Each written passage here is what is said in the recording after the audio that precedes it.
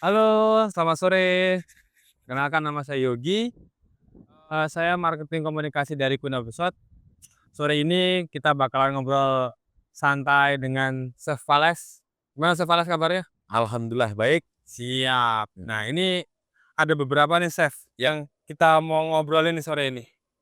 Oke Chef, sore ini kita ngobrol mengenai tentang Queen of the South Chef. Ya, Queen of the South itu apa sih Chef?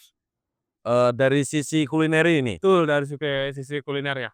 oke, dari sisi kuliner ini menurut saya, kita bukan hanya menyajikan makanan dan minuman, tetapi kita mencoba menghadirkan experience orang berbeda. Artinya experience ini kita coba menghadirkan beberapa pengalaman makan atau beberapa venue di sini ke depannya. Yang sekarang ada itu adalah, Italian Pizza sana, terus Sama kemudian ya Chef ya? ya, kemudian Pendopo ini, Parangkensono ini Indonesian restoran, kemudian di atas itu ada Baranami, Japanese cuisine tuh di sana. Nah, kayak ada kami sedang bangun juga di situ, Mas Yogi. Apa tuh Chef? Itu kita lagi bikin yang namanya beach club itu, namanya Queen Social Club ke depannya. Kedepannya Chef? Ya, 1 bulan lagi jadi. 1 bulan lagi. Ya, Nah, ini Chef, kita ngomongin Queen of the South nih, Chef, ya. heeh, Queen of the South tuh kayaknya nggak cuman tempat menginap, heeh, tapi di beberapa spot nih ada spot untuk resto, mhm, yang restonya tuh tadi ada Italian, heeh, ada Japan, ada mhm, Indonesia sendiri, mhm, baru ini progres untuk di Social Cup ya. heeh, Nah, kalau menurut Chef nih, di masing-masing outlet itu ada menu itu nggak sih, Chef, menu yang signature signature. ya? Oke. Dikatakan signature nih sebenarnya sebagai identitas, artinya identitas jualannya apa nih Betul. untuk masing-masing karakter outlet. Misalnya di Baranami nih yang kita highlight konsepnya adalah teppanyaki-nya. Jadi masak, perform live di depan tamu seperti itu kan. Kemudian ya mencoba untuk originalitasnya Japanese tidak kita kurangi, artinya cuman paling main di lokal ingredient aja, di lokal-lokal kayak ikannya lokal atau bahan-bahan lokal kita coba adjust di sana. Nah, kalau di Parangkensono tentu yang dihadirkan adalah, Indonesian cultural-nya, dari sisi kultur budayanya, terus adat istiadat orang Jogja itu seperti apa, maka diangkat, baik untuk di breakfast-nya maupun untuk di à la carte-nya. Itu coba kita hadirkan, misalnya kayak sego berkat Gunung Kidul. Wih, Nah itu pakai daun jati dan lain-lain coba kita hadirkan itu baik untuk à la carte maupun untuk, breakfast seperti itu ya. Nah kalau di pizza, Italian pizza kita itu memang, cenderung, apa namanya, dikatakan dia itu, western, Chef? Atau memakai bahan lokal kebanyakan. Jadi hampir hampir tidak ada barang yang impor di sana, ya Kak. Mencoba memakai barang lokal bahasanya gitulah. berarti yang pizza di depan kita ini, itu ya, Chef, maksudnya barang bakunya itu lokal? Lokal dikatakan kenapa lokal, kalau bisa lokal kenapa harus impor, satu untuk menekan, add cost-nya sendiri supaya nggak tinggi, ya kan, biar profitnya baik kan seperti itu, supaya harga jualnya, baik kan gitu, untuk menekan itu gitu ya kan. Nah, kalau dikatakan di Ombak Biru ini kan yang kita highlight emang sebenarnya di dough-nya ya kan, dough-nya dia dough Italian. Tapi kalau kita ngomongin bahan lokal, apakah tekstur rasa pizzanya tuh tetap sama, Chef? Nah, riset development pizza ini memakan waktu kurang lebih kemarin tuh 3 bulan sebelum kita bikin dome-nya, 3 bulan. Jadi selama 3 bulan ini kita coba, coba, ternyata kita temu harus pakai tepung apa, yeast-nya apa, terus kemudian bikin, konkasenya gimana, atau pomodoronya itu gimana, segala macam semua kita kita trial semua, udah melewatin fase-fase riset itu, Oh. itu Mas Yogi. Nah, alhamdulillahnya tuh pizza ini tuh sekarang udah tembus di 400 porsi lah 1 bulan. 1 bulan ya, Chef? Ya 400 porsi 1 bulan. Terus kalau Baranami kan baru ya kan? Baranami. Ya, Kalau teman-teman mau tahu Baranami itu restoran Jepang kita ya, Chef, ya? Japanese restoran kita. yang baru teman-teman. Iya, Chef. Ya, atau food lovers, ya kan bahasanya gitu ya kan, food lovers bahasanya gitu.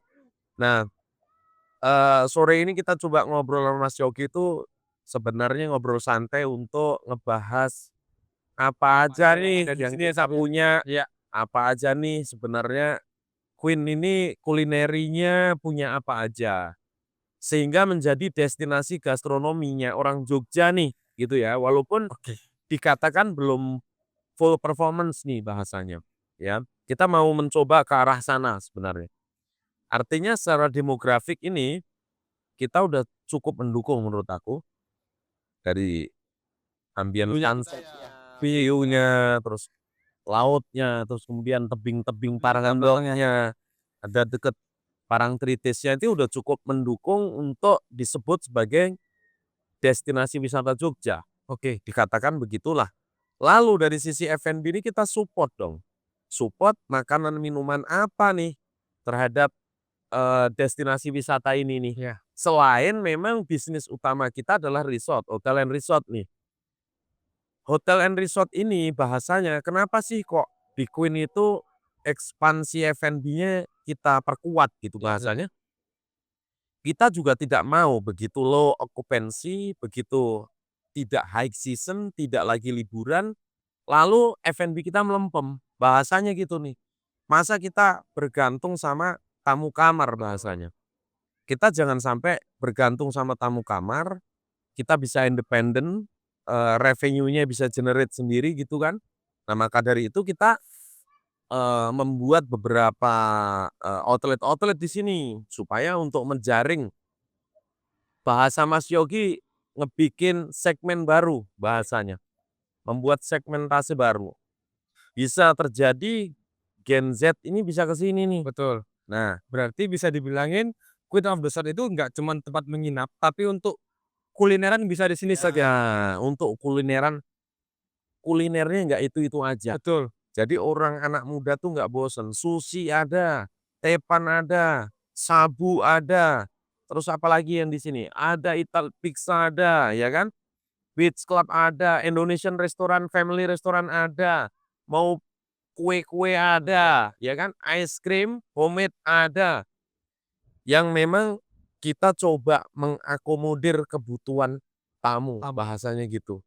Dan kita tidak menutup kemungkinan juga, istilah kata nih, layer bawah juga kita terima, menengah kita juga terima, layer atas juga kita mencoba, Mencoba ya, membentuk pasar ya, membentuk Chef, ya? pasar tersebut, gitu kan. Nah, ini dikatakan tidak mudah sih Mas Yogi. Artinya memang dari awal tidak mudah untuk membentuk ini. Dari pembentukan SDM secara Betul. internal kita, bagaimana kita ngedevelop, mentraining people-nya, supaya satu visi satu misi bahasanya, seperti itu. Nah, kurang lebih gitu Mas Yogi. Kalau kita ngomongin SDM nih, Chef, Ya, ini mah SDM. Ini kan chef ini kan sebagai orang yang otoritas paling tinggi nih hmm, di produk nih. hmm, Itu gimana chef caranya, menyalurkan ah, atau menyamakan taste hmm, kepada yang di bawah chef nih atau ibaratnya kan kebanyakan training nih, Chef. hmm. Nah, itu gimana sih, Chef? Oke, menurut pengalaman saya begini, eee, bahasanya lain lubuk, lain ilalang, ya kan. Jadi lain tempat, lain ikannya. Betul. Dikatakan Jogja itu SDM-nya seperti apa, Kalimantan seperti apa, Lombok seperti apa, Bali seperti apa, lalu bagaimana kita treatment mereka, Betul. guidance mereka nih caranya beda-beda nih Betul Mas betul, Chef. Yogi. Nah, pendekatannya terhadap orang Jogja ini lebih kepada, persuasif sebenarnya, lebih pada persuasif, tidak arogansi lah Iya bahasanya. iya iya. Kita ngomong kuncinya kita harus punya second layer ya. Second layer itu mencoba mengejawantahkan maunya chef itu apa. Iya iya. Kita nge-trainingnya, kita pegang kepalanya aja kalau ular nih. Pegang kepalanya aja kalau ular ini kita pegang kepalanya, kita training well sama dia. Semuanya kita training bagus. Mengenai menu apa yang coba kita mau, implementasikan nih kepada outlet-outlet tersebut. Iya iya iya. Nah, orang itu harus kita training dengan baik. Baik dari sisi taste-nya harus begini, bahan bakunya harus begini, presentasinya harus begini. Untuk urusan costing-nya, untuk urusan selling price-nya, strategi marketingnya, biar kita yang urus. Iya. Kamu handle untuk operation-nya. Bagaimana cara keeping barangnya, keeping materialnya, keeping raw materialnya, bahan bakunya beli kisaran berapa kuantitinya, seperti itu. Cara nyimpen, ini suhu chiller, ini suhu freezer, dia udah harus paham itu. Nah, kalau udah dapat chemistry-nya kita sama si second layer tersebut, itu ke bawah itu udah enak. Kita tinggal ngecek aja ke bawah. Permasalahannya adalah bagaimana nge-create second layer ini tidak mudah. Karena mencoba mengakomodir apa maunya kita nih Betul, sebenarnya. betul, Chef. Ya, sous chef itu berat sekali. Jadi second layer ini kalau dalam dunia kitchen tuh sous chef lah ya. Iya. Sous chef tuh dia mencoba mengakomodir maunya si Chef chefnya itu tadi tuh. seperti apa. Jadi harus emang bondingnya harus dapat. Nah, terus kemudian kalau mengenai anak training, kalau istilah orang bule lah Iya. bahasanya tuh, saya waktu dulu masih CDP lah bahasanya, do by example. Jadi kita itu nggak bisa ngomong doang Mas Yogi. Tolong bersihin kitchen. Kita emang bener turun tangan, tangan kita pegang spons ada sabun, Iya. lalu diusap-usap itu chiller atau meja preparation itu emang kita harus melakukan dulu di awal. Orang akan melihat apa yang kita lakukan, kita ngomong, orang itu secara psikologis pasti ngikutin. Iya, iya. Nah, begitu pula untuk, pokok pekerjaan yang lain, sama. Itu contoh kita ngomongin soal kebersihan itu tadi. Betul. Bagaimana ngejaga lingkungan kerja itu tetap, bersih, nyaman, layak, dan fungsinya Iya. baik. Oke, Chef. Sepengetahuanku nih, Chef, ya, Mhm. untuk di produk tadi, itu kan dengan tensi tinggi, dengan, panasnya kompor, Mhm. emosi, Mhm. dengan menghadapi anak Gen Z yang notabene baperan tadi, Chef, itu Oke. gimana, Chef, treatment-nya, Chef? Ini berarti saya ngobrol nih, berarti saya pernah mengalami kegagalan dalam, nge-treatment anak Gen Z. Artinya begitu kita bentak, nangis, lapor sama wali murid atau wali kelasnya, dapat laporan bahwasanya chefnya galak. Iya. Lalu positif yang kita terima adalah, apakah betul chefnya emang galak gitu ya? Oke.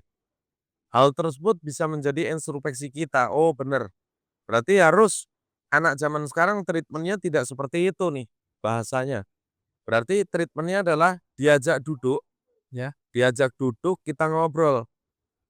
Keluarga kamu bagaimana, bapaknya kerjanya apa, ibunya kerjanya apa.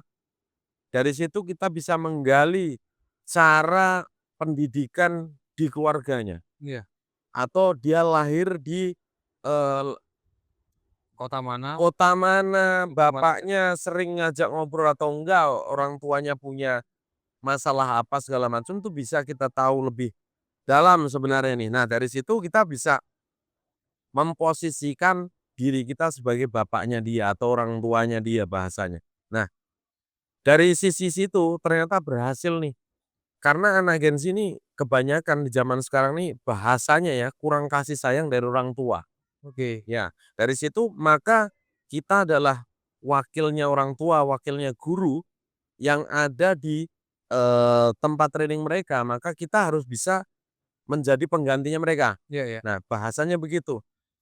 Baik dari sisi kehidupannya kita kasih tahu, lalu dari sisi knowledge-nya juga kasih tahu, teorinya juga kita kasih tahu, ternyata berhasil dikatakan.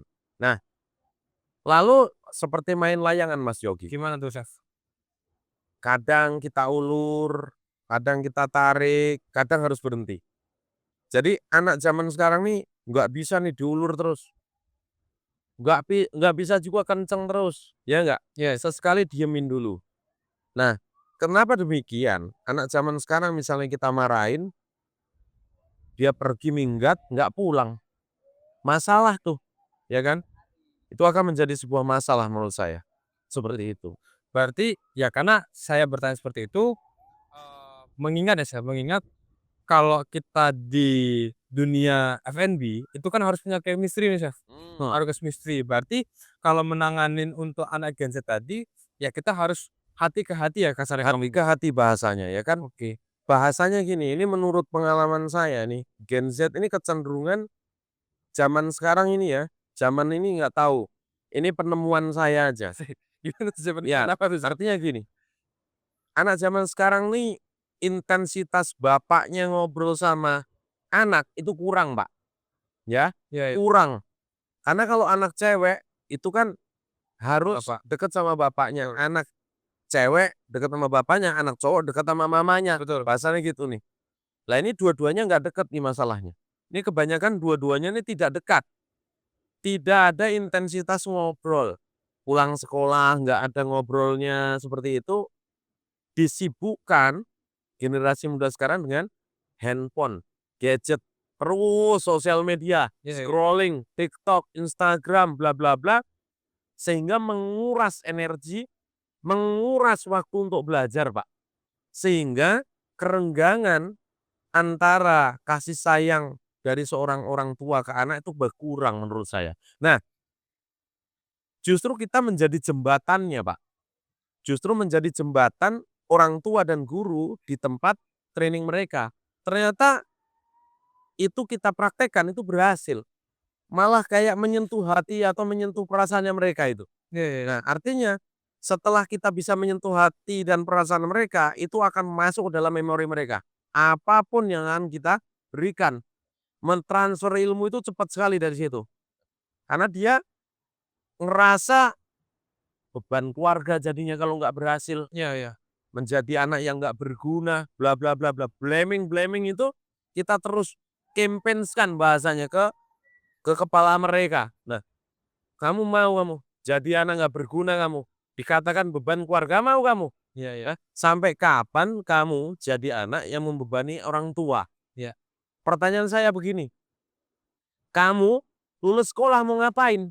Orang masih bodoh begini, tiap hari mainan HP terus. HP terus, bangun tidur HP sampai mau tidur. Iya iya. Cuman nggak megang HP saat training aja misalnya. Bahasanya kan anak-anak di sini kan ngemes nih. Dari pagi HP sampai sore, entar baru berangkat training, entar pulang HP lagi. Bahasanya gitu. Lalu tugasnya kita mengingatkan. Kadang mengingatkan harus pakai cara keras intonasinya Mas Yogi. Main HP terus tuh bikin goblok bahasanya. Sekarang kamu beli kuota yang mahal-mahal buat scrolling-scrolling, mau nyari sesuatu yang tidak jelas.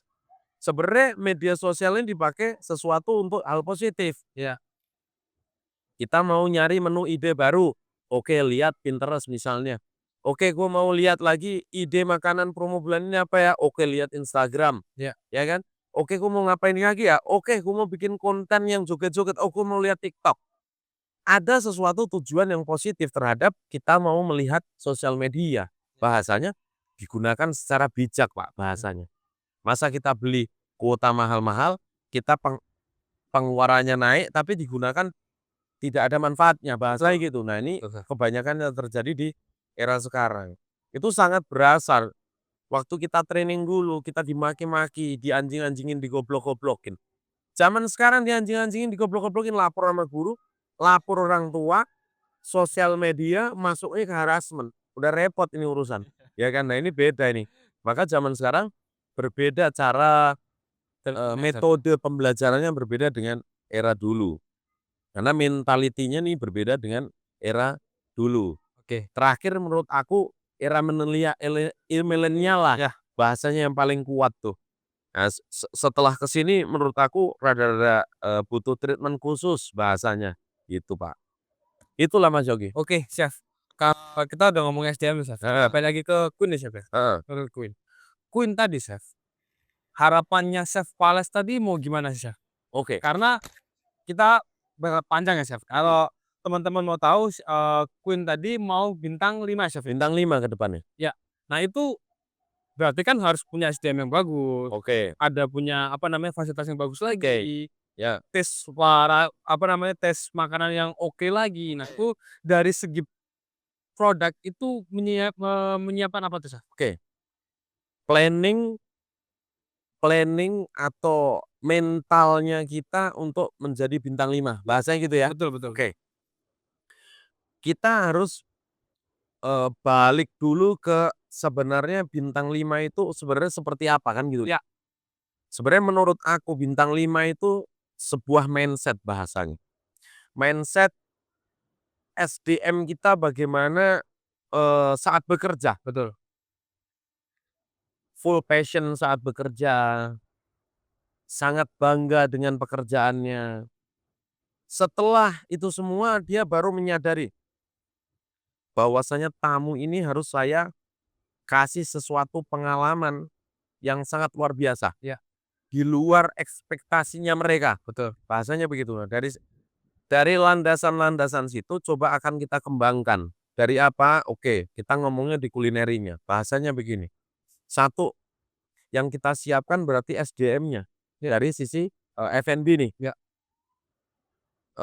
Mulai dari terminologi makanannya, genre-genre makanan mereka harus paham-paham semua nih.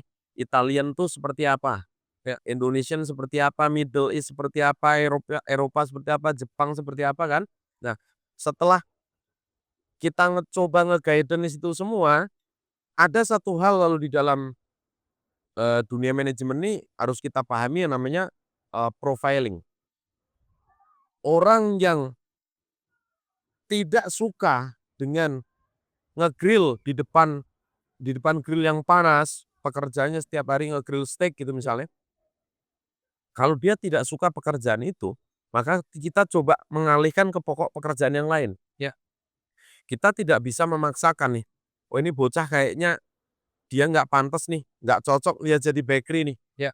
Orang dia kayaknya cocoknya di cool kitchen nih, bikin salad, motong-motong buah nih, coba kita coba. Oh ya bener ternyata dia cocoknya di cool kitchen." Jadi memang awasnya mata seorang leader atau, apa bahasanya ya, awasnya kita seorang leader ini bagaimana ngedeteksi SDM ini harus peka nih. Ya. Oh, bahasanya orang jangan pernah ngajarin yang namanya ikan pandai memanjat, bahasanya begitu. Jadi ibarat kata, orang ini nih nggak cocok untuk hot, cocoknya di cool, orang ini cocoknya di bacer, orang ini cocoknya di Indonesian. Nah kita, keahlian kita nih. Jadi ini tidak bisa dicari sebenarnya, ilmu apa nih sebenarnya untuk menerawang orang gitu ya kan, menerawang orang sedemikian nih, ya. Karena menurut aku, orang nih kelihatan sebenarnya dia sukanya apa, passion-nya seperti apa, kebiasaannya seperti apa tuh akan kelihatan. Dia bangga banget saat bikin pizza, Ya. itu kelihatan sekali. Saat mulai nih kelihatan sekali dia penuh dengan jiwa raga ya kan, nah itu kelihatan. Nah, oh berarti emang cocoknya dia di bikin pizza nih dia nih, kan gitu nih. Nah itu, keahlian kita sebagai leader bagaimana kita mengelola SDM, Pak, seperti itu. Nah, saya kira di 1 tahun kita nge-development orang di sini saya pikir, ada peningkatan, Pak. Ya. Baik dari sisi terminologi makanannya, servisnya, preparation-nya, apapun itu ada sisi peningkatan-peningkatan di dalam knowledge-nya mereka. Dikatakan dibandingkan dengan 1 tahun sebelumnya, dikatakan. Lah, berdampak terhadap hal tersebut itu juga berdampak terhadap kepuasan tamu, Ya. berdampak menurunnya daripada, komen negatif. Nah, itu sangat berdampak sekali. Nah, efeknya adalah bagaimana sering kita training mereka, entah bahasa Inggris kita ada English Day, Pak GM pernah mengatakan kita ada English Day nih misalnya hari Kamis. Ya. Ya full, 1 hari itu kita ngomong English Day. English Day. Ya, pentingnya English Day sebenarnya kalau di sini udah mulai banyak tamu-tamu ekspatriat nih. Ya. Bagaimana caranya menghandle mereka. Ya. Bahasanya berbeda nih, pakai bahasa Asing. asing, maka mau tidak mau tuntutan tersebut harus kita, penuhi, Ya. bahasanya begitu. Nah, English Day mulai kita terapkan, gestur, cara jalan, grooming, dandan, parfum, bla bla bla semua. Coba kita, naikkan pelan-pelan elevasinya tersebut. Supaya, oh bintang 5 ini tidak hanya sebatas fasilitas, Ya. tapi bintang 5 itu adalah sebuah pemenuhan selera bahasanya terhadap taste bahasanya, terus kemudian menyangkut hal tersebut itu adalah mindset kita. Ya. Mindset kita udah harus, apa sih itu luxury, apa itu kemewahan, karena disebut mewah belum tentu mahal, Betul, tapi mewah pasti mahal. betul. Bagaimana itu? Jadi kemewahan itu tidak bisa dibayar oleh uang, tapi kemewahan itu bisa dirasakan oleh Rasa? rasa. Yang merasakan itu ya siapa orang yang datang ke bintang 5? Artinya orang-orang yang berduit, orang-orang punya jabatan, orang-orang pendidikannya tinggi, orang-orang udah pernah, eee, istilahnya pernah mengetahui budaya masing-masing negara. Maka dari itu, kita sebagai tuan rumah, bagaimana caranya kita menerima mereka dengan baik. Dari bahasa, dari pelayanannya kita, dari, makanan minuman kita, presentasinya kita, bagaimana tata bahasa kita, Ya. semua itu menurut aku sebuah pola mindset itu ya, kedewasaan bahasanya, kedewasaan kita hidup di dunia hospitality. Seperti itu, Pak. Bangga, senang setiap hari ketemu dengan tamu itu Enjoy. enjoy, bisa bantu apa aja, Ya. ya kan. Tamu di sini ngerasanya nggak tamu lagi. Ini saya di sini udah kayak di rumah, pengen balik lagi Mas Yogi. Kayak ngerasanya ini kayak rumah Mas. Mhm. Saya dari Jakarta kok saya kayak pulang kampung ya Mas. Saya mantau ke sini lagi deh seminggu, sampai menciptakan hal tersebut. Itu dikatakan sulit nggak? Sulit sekali. Sulit ya, Chef, ya? Sulit sekali, karena ya dikatakan sulit sekali bukan hal yang tidak mungkin Ya, ya, betul, betul. ya. Setuju. Itu adalah cita-cita kita semua di pesisir selatan ini, indah sekali, kemudian, eee, Parangtritis, Parangdok, sunset, terus kemudian ada tebing, itu dipikir-pikir kurang apa lagi di sini nih, Ya. ya kan? Kurang chef, makanan minumannya baik. Ini sedang kita garap dan kita sedang kembangkan. Sekarang sudah sampai di 1, 2, 3, 4 outlet. Nanti kita punya outlet kelima. 5 sama bar 6 berarti sama pool. Ya, kalau dikatakan itu support untuk pool aja Oh, Mas, pool ya aja. kan. Nah, kita punya Indonesian, punya Japanese, punya patisserie, Parangsuko, punya Coffee, kemudian punya Italian Pizza, punya Beach Club. Nah, harapannya setelah Beach Club ini, selesai rampung, kita coba, eee, penetrasi terhadap market yang baru Oke. atau segmentasi yang baru. Harapannya adalah mendatangkan orang-orang yang baru. Itu ke saya, Chef. Ya, Tugas saya. saya mendatangkan orang-orang yang baru, terus, di-support dari tim digitalnya, kami dari sisi F&B menyajikan makanan yang baik, servis yang baik, seperti itu ya kan, membuat mereka enjoy, nyaman, nge-chill di sini, merupakan destinasi yang apabila orang kota itu mengeluarkan effort itu worth it, Ya, bahasanya gitu. Ngapain saya jauh-jauh ke selatan, saya nggak ada apa-apa di sana. betul. Nah itu kata-kata yang tidak mau kita Kita dengar. bangga ya, Chef. Ya, pengennya, wah ke selatan sana ya, walaupun nggak nginep bisa loh, nge-chill, nge-bir gitu, terus Ya. kemudian sama makan pizza, sore nikmatin sunset tuh, naik motor lah dari Jogja kota ke sini itu worth it banget Mas Yogi gitu. Ya, ya, ya. Ada sesuatu hal yang baru yang di kota tidak ada, bahasanya gitu.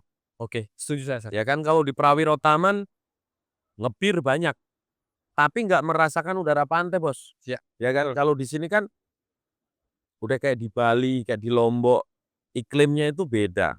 Untuk menghilangkan penatnya aktivitas di Di kota kota ya, sana Chef, tuh, ya. ke sini nge-chill, minum air kelapa fresh, makan pizza, order bir, ngopi, segala macam tuh biar hilang dari hiruk-pikuk ibu kota, ya kan? Sementara menghilang ke sini, Ino so di sini ya, Chef, ya? ya seperti itu, food lovers. Supaya, teman-teman Jogja, teman-teman dari seluruh kota Indonesia datang ke Queen of the South Beach Resort and Hotel Parangtritis.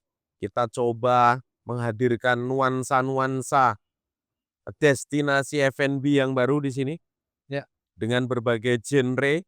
Nanti harapannya bisa memenuhi kebutuhan, teman-teman semua untuk datang ke sini liburan, jalan-jalan, menginap, atau sekedar chill out ya, Mas. Betul. Seperti itu.